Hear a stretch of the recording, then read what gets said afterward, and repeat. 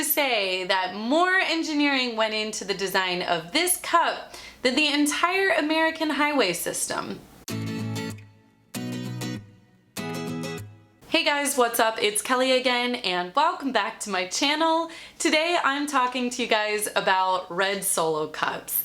These iconic cups are a mainstay of the backyard barbecue, a prop in every movie, a fixture of music fests, a staple of college parties, and the star of haphazardly set up drinking games. Even Europeans hosting American-themed parties make sure to include red cups as a feature. But how did such a seemingly simple red cup become a hallmark of American culture?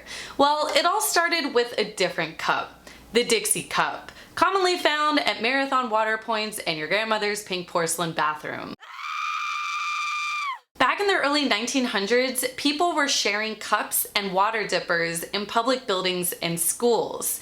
Diseases started to spread wildly throughout the United States, and these shared cups took the blame, leading eventually to their banishment and opening a market for disposable cups to take their place. A company called the Individual Drinking Cup Company of New York, which is a very specific name to call a company selling individual drinking cups, created a product called the Health Cup. The Health Cup was simply a cup made of paper large enough to hold a sip of water or two and covered in a waxy material to make the paper waterproof. In that time, around 1918, an estimated 50 million people, which was 1/5 of the world's population, died due to a flu epidemic commonly called the Spanish flu. This tragedy, coupled with an aggressive public health ad campaign, made disposable cup manufacturing a booming business. The Individual Drinking Cup Company of New York renamed their Health Cup to the Dixie Cup to stand out from their competitors, and soon enough, the Dixie Cup became a household name. One of the employees working at the Dixie Cup Company was a man by the name of Leo Holseman.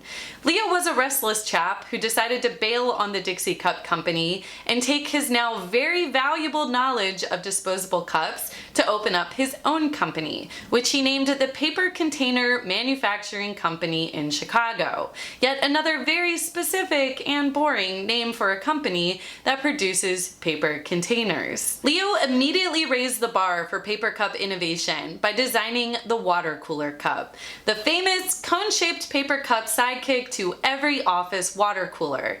And he named this cup the Solo Cup. This cup was so popular that Leo decided to take a page out of the Dixie Cup Company's book and rename his company the Solo Cup Company so that everyone would know exactly who was responsible for the design of this thing. Honestly, can we take a second to just recognize how impractical this cup is? Given the fact that you cannot possibly take this cup full of water back to your desk to set down and continue working, office employees are literally forced to stand by the water cooler and engaged in the most awkward of small talk, known as the water cooler talk, ranging from the LA Lakers winning touchdown to how boring everyone's weekend plans are. This water cooler talk is so common that we have endless references to it in TV shows and movies and stock images. This cup, in its own right, single-handedly shaped American office culture. But now that we know how the Solo Cup Company got its start, we can stop talking about this silly thing and get to the real star of this video. The market for paper products continued to grow, but then Europe happened, and that whole Japanese empire thing. The world was at war again. The entire US was mobilized to support the war effort, and a lot of working Americans were shipped off as soldiers, which meant that there weren't as many people available to work at restaurants. Restaurant owners looked for ways to continue operations but with fewer employees. They soon replaced their dishes with paper to eliminate the need to wash dishes and therefore eliminating the need for dishwashers. This caused the demand for paper products to skyrocket, driving business directly to the Solo Cup Company. After the war, Americans slowly went back to normal life, which included going to the movies and sporting events again. Leo noticed this and adapted his inventory to include large wax-coated paper cups for stadiums and movie theaters to be able to sell fountain drinks. Coincidentally, this is also around the same time that the Center for Disease Control began tracking diabetes rates in the United States. Also around this time, Leo's son, Robert Leo Holzman, known as Bob, began working at his father's solo cup company in the plastics department. In the 60s, Bob led his team to introduce the Cozy Cup holder and the Cozy Cup, which is essentially the same as this. And it's really not surprising that you can't find the Cozy Cup holder and the Cozy Cup beyond the pages of eBay, because this is just ridiculous. But after this monstrosity of a cup, Bob redeemed himself. In 1976, he won a patent for what we know today as the Solo Cup. The cup has further evolved over the past 4 decades and has been praised by the Washington Post and others as a marvel of modern engineering. Perhaps this title seems a bit overkill to describe a cup, but let's take a closer look at the details. The cup is made of a heavier plastic to increase durability and to give the cup more structure. It also has these 4 indents running along opposite sides, which helps the holder of the cup to maintain a good grip without having to squeeze it too tightly and therefore risk spilling the drink. If you're a big nerd like me and have researched the design of medieval glassware for a video, you probably noticed that there are often bits or little bubbles added onto the glass itself, adding significant texture to a surface that would otherwise be smooth and slippery. It may appear that these bits are simply added to decorate the glass, but they actually have a function. During medieval times, people usually ate with their hands, and these bits made it easier to grip the cup with greasy fingers.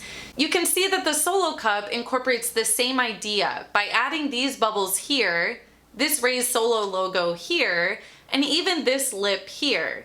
So even while I'm indulging in chicken wings and barbecue ribs, I can trust the design of the Solo Cup to keep the cup from slipping through my sauce-covered fingers. Another feature of the cup is the squared bottom, which helps to keep the cup from tipping over. And what truly distinguished the design of the Solo Cup from other cups of its kind are the details that help to keep the cups from sticking to one another once stacked. The lip just under the white rim of the cup stops each cup from sinking too far down into the cup underneath it. The bottoms are also reinforced and slightly dented along its edges in order to enable airflow. So if you try removing one cup from the stack, there's no suction, no vacuum, and you can easily slide each cup out of the cup underneath it. Also, while red is certainly the most famous Solo Cup color, it isn't the only one available. When Bob designed the Solo Cup, he enlisted the help of his 10 children, yes, 10 children, to figure out which colors best suited the Solo Cup. He set out cups of all different colors on the kitchen table and took note of how frequently each color cup was selected by a child for use. His kitchen table research found that peach, yellow, blue, and red were the most favored cup colors. And while they definitely missed the mark with peach, they hit the jackpot with red.